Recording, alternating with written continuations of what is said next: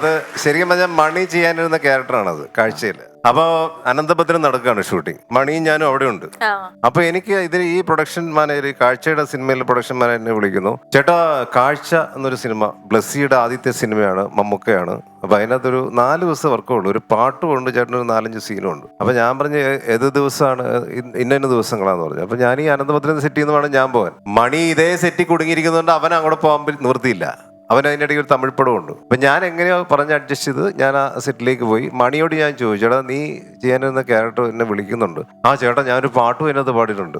അതപ്പോൾ ഞാൻ ഓക്കെ ആ പാട്ട് പാടിയിട്ടുണ്ട്. ആ അതെ, അപ്പം ഇവൻ വലിയ താല്പര്യത്തിൽ ചെയ്യാനെന്നാണെന്ന് എനിക്ക് മനസ്സിലായി. പക്ഷെ മണിക്ക് അത് നിർഭാഗ്യവശാൽ ചെയ്യാൻ കഴിഞ്ഞില്ല, ഞാൻ പോയി ചെയ്തു. അങ്ങനെയാണ് ഈ പാട്ട് എനിക്ക് കിട്ടിയത്, അല്ലാതെ മണി എനിക്ക് വേണ്ടി പാടിയതല്ല. അതാണ് എൻ്റെ ഒരു പരമാർത്ഥം.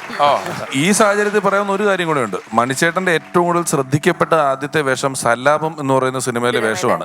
ആ സിനിമയിലെ ഹീറോ മനോജ് കെ ജയൻ ചേട്ടൻ തന്നെയാണ്. അത് തീർച്ചയായിട്ടും. ഞാൻ ഈ ഷൊർണൂർ ഗസ്റ്റ് ഹൗസിൽ സല്ലാപത്തിന്റെ ഷൂട്ടിങ്ങിന് പോയി ലാൻഡ് ചെയ്യുന്നു തലേദിവസം. ഇപ്പം ഷൂട്ടിംഗ് ഓൾറെഡി 5 ദിവസമായിട്ട് നടക്കുന്നുണ്ട് അവിടെ. അപ്പം ഞാൻ ചെല്ലുന്നു, കിരീട ഉണ്ണിയാണ് പ്രൊഡ്യൂസർ. കിരീട ഉണ്ണി എൻ്റെ റൂമിലേക്ക് വന്നു. മനോജ് ഷൂട്ടിംഗ് നന്നായിട്ട് നടക്കുന്നു. ഞാൻ പറഞ്ഞു ആരൊക്കെ പുതിയ ആൾക്കാരൊക്കെ ഉണ്ടില്ലേ? ഇതിൽ മഞ്ജു വാര്യർ എന്ന് പറയുന്നൊരു പുതിയ കുട്ടിയാണ്, കണ്ണൂരിൽ നിന്ന് നമ്മൾ കണ്ടെടുത്താണ്. പിന്നെ മണി എന്ന് പറഞ്ഞിട്ട് ചാലക്കുടി മണി എന്നൊരു പയ്യനുണ്ട്, അങ്ങനെയുണ്ട്. പിന്നെ നമ്മുടെ ദിലീപുണ്ട്. ദിലീപ് വന്ന് അപ്കമിങ്ങാണ്, വളരെ അപ്കമിങ് സ്റ്റേജ്. അപ്പം ഞാൻ പറഞ്ഞു ഈ മഞ്ജു വാര്യരുടെ ഒന്ന് കാണാൻ പറ്റുമോ, ഫോട്ടോ വല്ലതും ഉണ്ടോ എന്ന് ചോദിച്ചു. അല്ല, ആ കുട്ടിയുടെ നമ്മൾ സ്ക്രീൻ ടെസ്റ്റ് എടുത്ത ഒരു വീഡിയോ, നമ്മൾ കണ്ണൂരിലെ വീട്ടിൽ പോയി വീഡിയോ എടുത്ത ഒരു സാധനം ഉണ്ടെന്ന് പറഞ്ഞിട്ട് അന്ന് VCR ആണ്.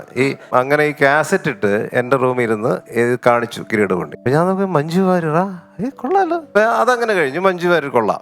ചാലക്കുടി മണി അല്ലേ, അതങ്ങനെയുണ്ട്.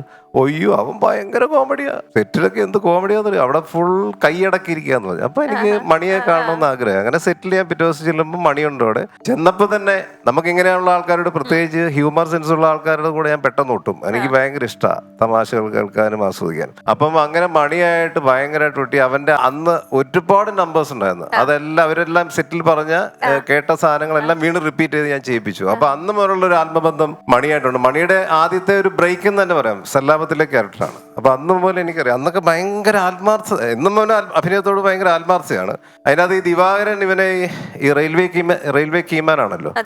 അപ്പൊ എന്റെ അമ്മാവന്റെ മോളാണ് മഞ്ജു വാര്യരുടെ ക്യാരക്ടർ.